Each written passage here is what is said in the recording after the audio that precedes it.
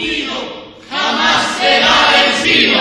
El pueblo unido jamás será vencido. El pueblo unido jamás será vencido. Bien cantar que vamos a triunfar. Avanza ya, banderas de unidad, y tú vendrás marchando junto a mí, y así verás tu canto y tu bandera florecer. La luz de un rojo amanecer anuncia ya la vida que vendrá. De pie luchar, el pueblo va a triunfar. Será mejor la vida que vendrá a conquistar.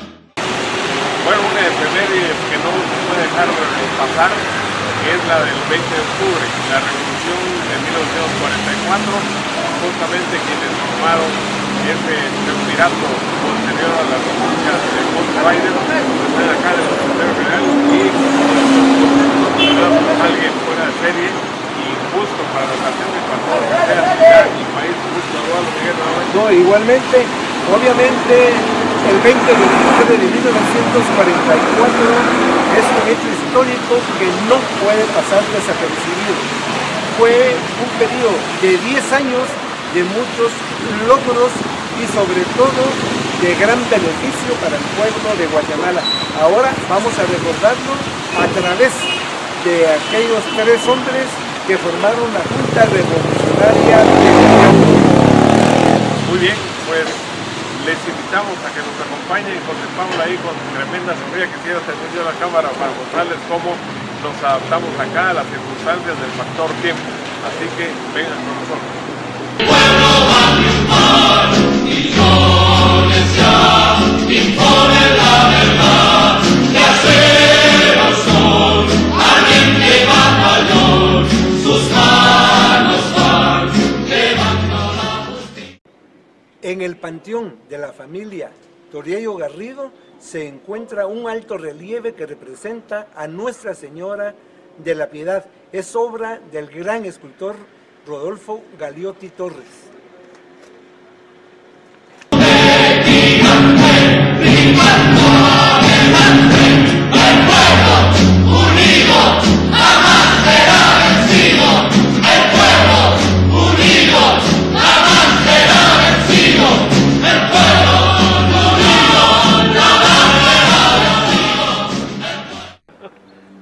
El 13 de julio de 1949 se llevó a cabo el asesinato de Francisco Javier Arana en el Puente de la Gloria sobre el río Michatoya en Amatitlán. Hasta la fecha no se sabe exactamente qué es lo que pasó. Aquí en el Cementerio General encontramos este mausoleo en el cual el artista Rodolfo Galiotti Torres había construido, había diseñado 2 figuras de soldados para custodiarlo. Sin embargo, por los descuidos que han sucedido, solo queda 1. Aquí podemos ver también entonces de que Galiotti Torres, que fue un escultor muy importante durante la época de la Revolución, es quien realizó estas obras artísticas en los panteones de Toriello Garrido y de Arana.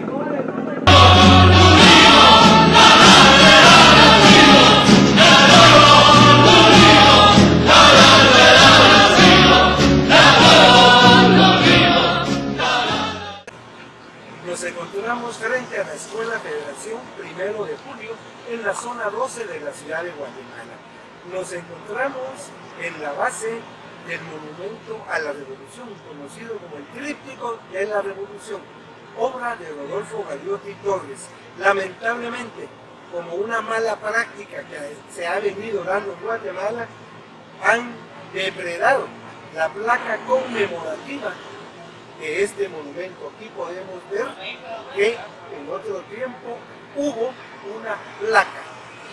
El monumento consta de 3 figuras con símbolos que nos recuerdan la gesta de 1944, por eso se conoce como el tríptico de la revolución. Es una escultura en concreto, obra de Rodolfo Galeotti Torres.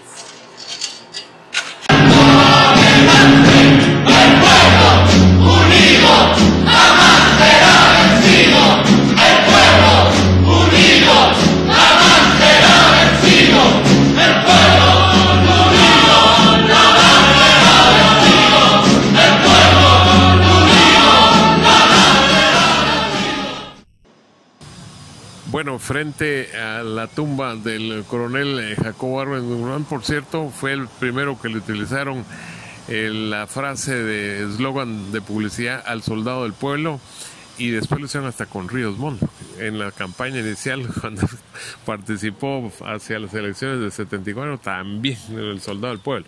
Como pegó la otra, supuestamente pegar esa, pero en esta efemérides en 2018, recordando la que se gestó en 1944, qué mejor que el licenciado Miguel Álvarez Arevalo para describirnos cómo se desembocó en ella y su desarrollo y el efecto de la misma. Así que bienvenido. Sí, para poder entender un hecho histórico, un fenómeno histórico, tenemos que conocer cuáles fueron las causas y los factores que lo determinaron. Es decir, no podemos tener un hecho histórico si no hubo previamente una serie de factores que desembocan en este acontecimiento. La historia de Guatemala es una historia de verdad muy difícil de entender y comprender, con muchas dictaduras. Pero vamos a contar que a partir del día 14 de febrero de 1931 tomó el poder el general Jorge Ubico Castañeda. El ciclista allá en sus años mozos, allá por 1896, figuraba entre los pioneros del ciclismo en Guatemala, allá en la Reforma o en la avenida del Hipódromo. Bueno, el general Ubico fue electo por el partido propio de él, que es el Liberal Progresista, que se presentó a las elecciones como una única opción. Obviamente ganó en este caso un sí, y su elección era por 4 años. Sin embargo, se fue manipulando la Constitución para sucesivas reelecciones. Aunque el gobierno del general Ubico se maneja por la probidad, por la obra pública, por haber pagado la deuda inglesa, haber sacado a Guatemala de la crisis que había causado la depresión universal. Por el otro lado, lo tenemos que ver como una persona con ansias de poder. Y esto lo vamos a ver en una serie de acciones. Por ejemplo, no se permite la libertad de organización política. No hay partidos políticos en Guatemala a no ser el Liberal Progresista. No hay libertad de expresión a no ser lo que se escriba en el periódico Liberal Progresista. No hay organización política, organización obrera sindical. Todo esto pues nos enmarca una época de dictadura y de represión, puesto que hay persecución política. Por el otro lado, se podrá hablar de su obra pública, de la seguridad nacional, pero tenemos que ver el camino, el sendero de las libertades que estaban vedadas. Fue así como el año 1944 pues va a ser decisivo para poner fin a este gobierno. La Universidad de San Carlos, conocida en este momento como Universidad Nacional, no tenía autonomía.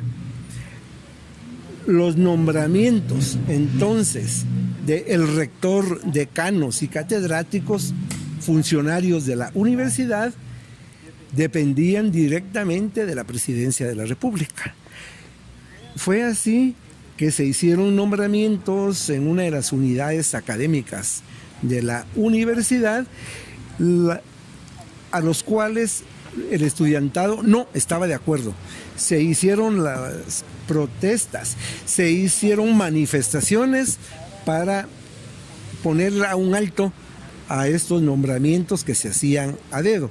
Fue así como el mes de junio lo vamos a conocer como las jornadas de junio, todo dentro del seno entonces de la universidad. A esto se va a sumar entonces el magisterio, la clase obrera, organizaciones civiles, y empieza una serie de manifestaciones por las calles de la ciudad de Guatemala. Nunca se había visto que se estuviera manifestando contra el general Ubico y contra el gobierno. No hubo nada ni contra Cabrera antes, así.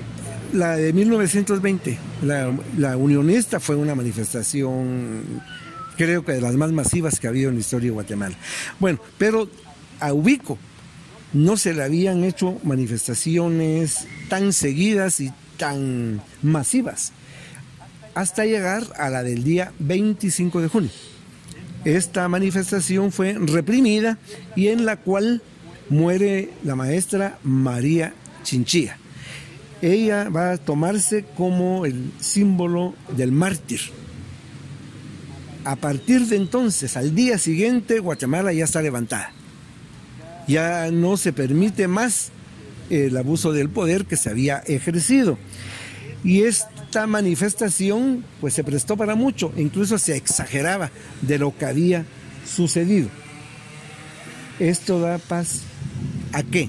311 personas, amigos personales del general Ubico, miembros del partido y personas connotadas de la sociedad guatemalteca firman la carta pidiéndole la renuncia. Esta carta fue entregada en el despacho presidencial, alguien la puso bajo la puerta y salió corriendo. El general Ubico la toma, la lee, la medita y presenta su renuncia el día 30 de junio de 1944 a efecto del 1 de julio de ese año. Se nombra entonces un triunvirato. Tenemos a Pineda, a Ariz y a Ponce Baides. Este triunvirato se disuelve inmediatamente y queda Federico Ponce Baides como presidente provisorio de Guatemala. Va a dar continuidad al régimen. A pesar de esto... ¿Y Ubico? De Ubico. No por eso, pero él se quedó, se fue, ¿qué pasó con bueno, Ubico renuncia y luego marchará a Nueva Orleans, donde murió en el año 1946, una enfermedad terminal. Ponce Baides, como presidente provisorio, indica que va a haber apertura política. Como nunca surgen entonces los partidos políticos en Guatemala, surgen muchos. Se indica que van a haber elecciones para finales de ese año 1944. Van a haber libertades y que él no se va a proponer como presidente. Sin embargo, las cosas fueron cambiando. El partido Renovación Nacional envía una carta a Argentina, donde radicaba el doctor Juan José Arévalo, invitándolo a que participara como candidato a la presidencia de Guatemala. Arévalo acepta y regresa al país el día 3 de septiembre de 1944. Nunca se había recibido a un político en Guatemala como se hizo con Arévalo. Ese momento nació un grito que se hizo público en toda la campaña: ¡Viva Arévalo! Desde el aeropuerto en Avenida Hincapié hasta la zona 2, donde vivía la familia, la gente se fue agolpando, la campaña se volvió masiva y muy popular, y esto no le gustó a Ponce Baides, porque pensaba de que él iba a tener precisamente el favor del pueblo. Sin embargo, surge un candidato con el favor realmente popular. Empieza la represión, a tal grado que Arévalo tiene que partir a México, desde donde va a seguir el caso y la lucha de Guatemala, como lo había hecho ya en otras ocasiones. Llegó el mes de octubre de 1944, no se tenía planificado nada. Es un acontecimiento que los mismos factores lo fueron llevando a su desarrollo. Días antes del 19 de octubre se vio un movimiento muy raro en la ciudad de Guatemala. De la Guardia de Honor empezaron a salir tanques y empezaba a verse un movimiento militar bastante fuerte, lo cual hizo que elementos del ejército, de la universidad, del magisterio, obreros y de distintos movimientos cívicos empezaran a organizarse, y fue de esta manera que llegó el día 19 de octubre. Y se toma ese momento en primeras horas de la noche la Guardia de Honor. El comandante de la Guardia de Honor estaba a favor del gobierno, por lo cual se toma la decisión de fusilarlo. De esta manera queda ya tomada la Guardia de Honor, y a las primeras horas del 20 de octubre las personas que han llegado y se concentran y empiezan entonces a buscar la plaza mayor, el Parque Central en aquel momento.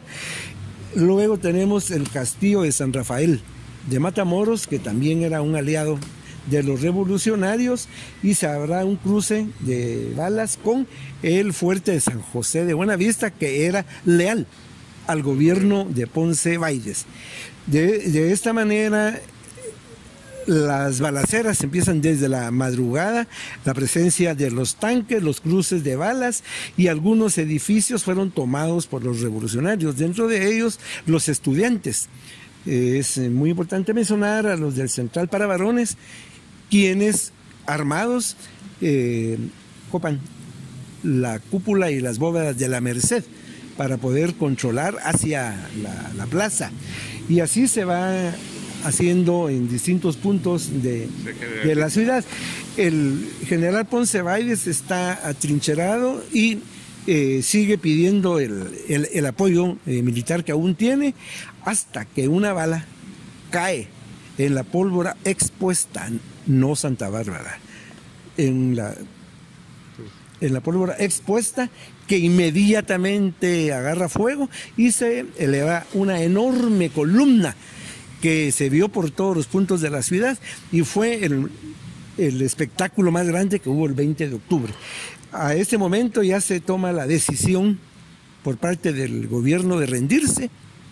Ponce Báidez irá al exilio a México, inmediato, como muchos de sus antecesores lo hicieron, y lo harán otros también en el futuro, hacia México. Ponce Báidez vencido, la bandera blanca en el castillo de San José, y se conforma entonces una junta revolucionaria por las siguientes personas.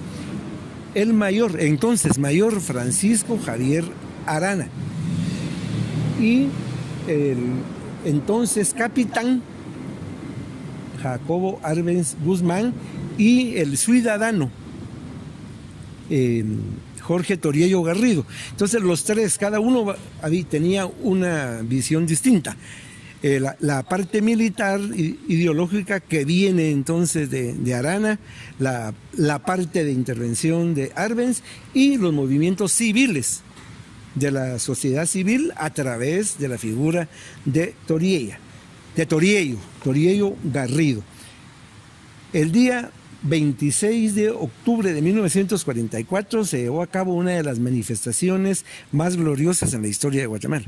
El pueblo de Guatemala se reúne en varias de las plazas y en varias entradas de la ciudad para vitorear a la Junta Revolucionaria de Gobierno, como se le había llamado, y todos se van a concentrar en la Plaza Mayor. En aquel momento se le llamaba Parque Central. Ahí hubo delegación de todos los sectores de la sociedad guatemalteca, y en el balcón la Junta Revolucionaria saluda al pueblo. Entonces aquí 26 de octubre es el reconocimiento popular. Luego vienen los reconocimientos del gobierno de Guatemala por parte de la comunidad extranjera. Primera junta militar que reconoce a Estados Unidos en América.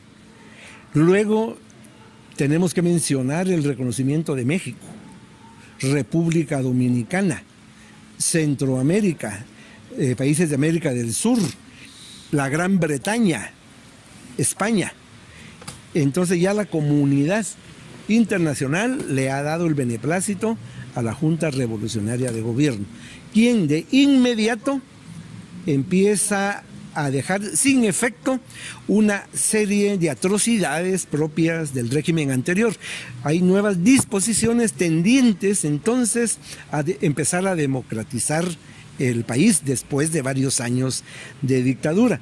Se mantiene firme las elecciones presidenciales para diciembre de ese año 1944. Como ha quedado sin efecto la Constitución de 1879, debe de elegirse también a una Asamblea Nacional Constituyente. Estas elecciones son en enero, empieza a trabajarse en una Constitución verdaderamente novedosa y democrática, la Constitución de 1945, con un espíritu entonces emanado de las ideas de la Revolución de 1944. Hay muchos jóvenes en esta asamblea y también fue una lucha dura porque habían representantes de los grupos tradicionales de poder. En marzo se dio la promulgación de esta Constitución. Previamente, en diciembre, había ganado las elecciones el doctor Arévalo con 86%, y el 15 de marzo de 1945 el doctor Arévalo toma la presidencia para darle paso a 6 años de gobierno con la idea de una modernización de Guatemala, donde va a imperar el sentido social. Se va a dar gran importancia a la seguridad social, laboral, a la cultura, a la educación. La revolución de 1944 va a ser entonces ese preámbulo. Esta Junta Revolucionaria, emitiendo una serie de disposiciones, también le va a dar un carácter popular a las elecciones, donde ya van a poder votar las mujeres, lo que no podía hacerse antes, o el indígena. Letrados. Antes el indígena iba acompañado por un miembro de la finca que entraba a la casilla y le indicaba dónde tenía que poner la marca. Bueno, entonces aquí ya vamos a encauzarnos a un nuevo periodo en la historia de Guatemala. La Universidad de San Carlos logra su autonomía el día 1 de diciembre de 1944. La Junta Revolucionaria no tiene intención de perpetuarse, por eso vemos de que dio esta apertura a las elecciones. Luego tenemos el gobierno del doctor Arévalo, donde dentro de los logros vamos a mencionar el Instituto Guatemalteco de Seguridad Social. En este periodo se ratifica el Código de Trabajo, donde ya se especifican 8 horas de trabajo, un día de descanso, vacaciones, pre y posnatal para las mujeres. En vez de despedirlas como se hacía anteriormente, se abre una red de caminos, hospitales, bibliotecas, se fundan instituciones tanto para la salud, la educación y la cultura, dentro de las cuales hoy en día existe el Instituto Guatemalteco de Seguridad Social y existe la Dirección General de Patrimonio Cultural, fundada como Instituto de Antropología e Historia, cuerpos de arte en Guatemala, bibliotecas que iban por nuestros caminos. Entonces es un momento de una apertura donde también va a haber un lugar para la mujer trabajadora, se van a abrir las guarderías, se van a cuidar a los niños, a alimentar. Después de un periodo bastante difícil que se va a vivir durante el gobierno de Arévalo, finalmente llegamos a las elecciones de fines de 1950, que darán paso al gobierno del coronel Jacobo Arbenz Guzmán, quien gobernará del 15 de marzo de 1951 hasta el 26 de junio de 1954, rompiéndose el periodo constitucional para el cual él había sido electo. El gobierno de Arbenz entra en una pugna con algunas empresas norteamericanas que tenían mucha incidencia en Guatemala, como United Fruit Company, la IRCA, la Tropical Radio, y el decreto 900 pues va a ser definitivo, el decreto 900-1952, reforma agraria, y la construcción de la carretera de la ciudad de Guatemala al puerto Santo Tomás de Castilla fue también uno de los detonantes para la caída del coronel Arbenz. El puerto que se manejaba en el Caribe en aquel momento era Puerto Barrios. Guatemala tenía un puerto muy antiguo, está bastante olvidado, Santo Tomás de Castilla, y se crea entonces la empresa portuaria Santo Tomás de Castilla, manejada directamente por el Estado guatemalteco. Se dice que la Revolución de Octubre son 10 años. En esos 10 años tenemos que ver el balance de los logros que beneficiaron al pueblo de Guatemala. Hoy recordamos aquel movimiento de 1944 y aquí en el Cementerio General de la Ciudad de Guatemala podemos ver los panteones de estos miembros de aquel triunvirato. El mayor Arana,